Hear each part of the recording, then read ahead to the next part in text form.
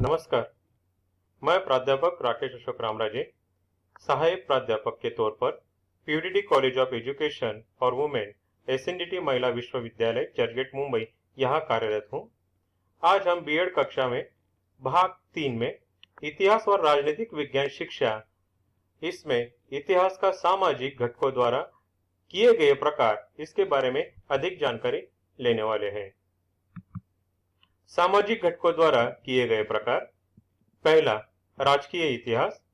प्राचीन काल से राजकीय घटनाओं को केंद्र बिंदु मानकर इतिहास को लिखा गया है। प्राध्यापक सीली के मतानुसार राजकीय इतिहास का अर्थ ही इतिहास होता है। इस इतिहास में राजा के गद्दी पर हट जाने से दूसरे को आना, राज्य के अंतर्गत कार्य, सत्ता संघर्ष के लिए होने वाली लड़ाई, इन घटनाओं को महत्व दिया जाता है।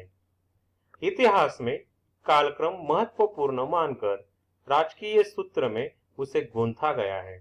उदाहरणार्थ, मौर्य वंश, कन्व, शुंग, गुप्त, हर्षवर्धन, ये क्रम है। दूसरे अर्थों में काला क्रमानुसार होने पर यह आसानी से जाना जा सकता है कि इतिहास का प्रवाह कैसे आगे बढ़ाया गया है। यह इतिहास ज्यादातर कागज पत्रों पर आधारित है, इसलिए महत्वपूर्ण माना जाता है। चंद्रगुप्त मौर्य से अपने देश का राजकीय इतिहास उपलब्ध है। मध्य युग के राजघराना, युद्ध, इनका महत्व उसमें था। इन घटनाओं का समावेश करना आवश्यक होने की वजह से राजकीय इतिहास को महत्व प्राप्त हुआ है। इतिहास के इस प्रकार के अनुसार मानव द्वारा किए गए राजकीय कार्य को इतिहास में महत्व दिया गया है। इतिहास के अन्य ग्रंथ राजकीय घटना पर आधारित होते हैं। इस इतिहास में देखे जाए तो प्राध्यापक रेंदियर कहते हैं कि राजकीय इतिहास यानी राजाओं का युद्ध, करार का इतिहास। पहले एक काल था कि राजा ने किया हुआ कार्य ही सर्वोच्च है और उस काल में राजा ने प्राप्त किए गए विजय सामान्य मानव के लिए भाविक होता था। अंग्रेज इतिहासकार ट्रेवेलियन इसके मतानुसार इतिहास के इन प्रकार पर टीका करते हुए कहते हैं कि इतिहास का अर्थ केवल राजकीय इतिहास नहीं है, बल्कि राजकीय इतिहास इतना बताया गया है कि उसमें टालने के योग्य ही होगा। इतिहास शिक्षण के प्राप्त उद्देश्य। इतिहास शिक्षण के उद्देश्यों का विश्लेषण तथा निर्धारण उपरोक्त दृष्टि से होना चाहिए। परंतु इतिहास शिक्षण के उद्देश्य पुस्तकीय ज्ञान, अतीत की घटनाओं, राजाओं, युद्धों की कथाओं की सूचना तक ही सीमित मानते हैं। यह दोष शिक्षण तथा परीक्षण दोनों क्रियाओं में है। परीक्षक प्रश्न पत्र बनाते समय यह बिल्कुल ध्यान नहीं देते हैं कि बालकों के लेन देन किस प्रकार या उनका परिवर्तन का परीक्षण किस प्रकार हमें चाहना है।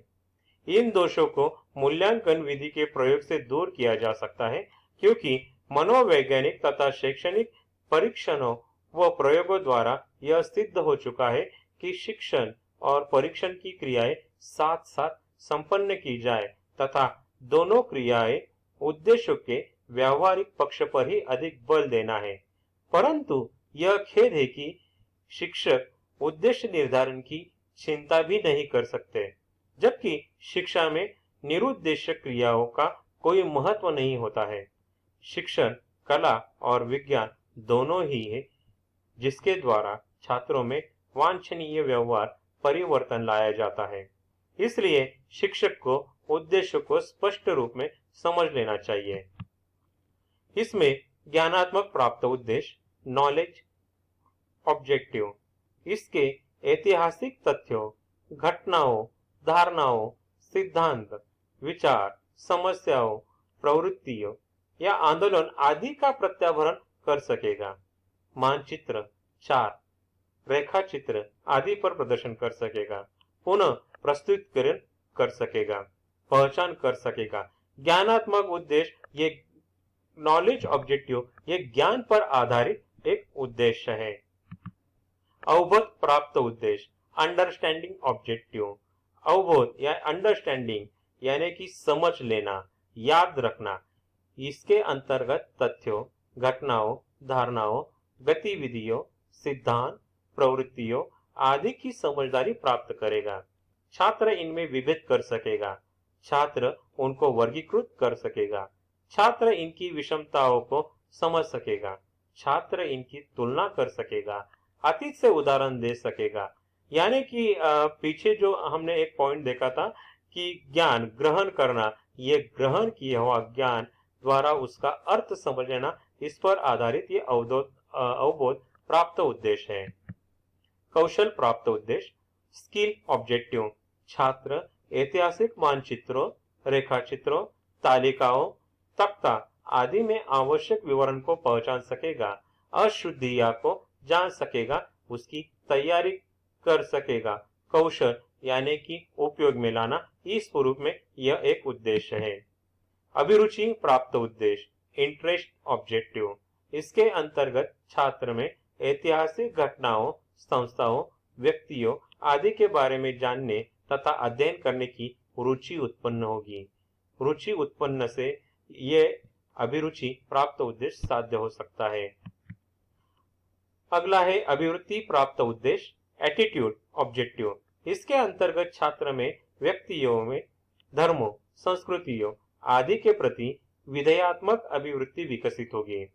अतीत के आधार पर समस्याओं के अध्ययन की अभिवृत्ति विकसित होगी।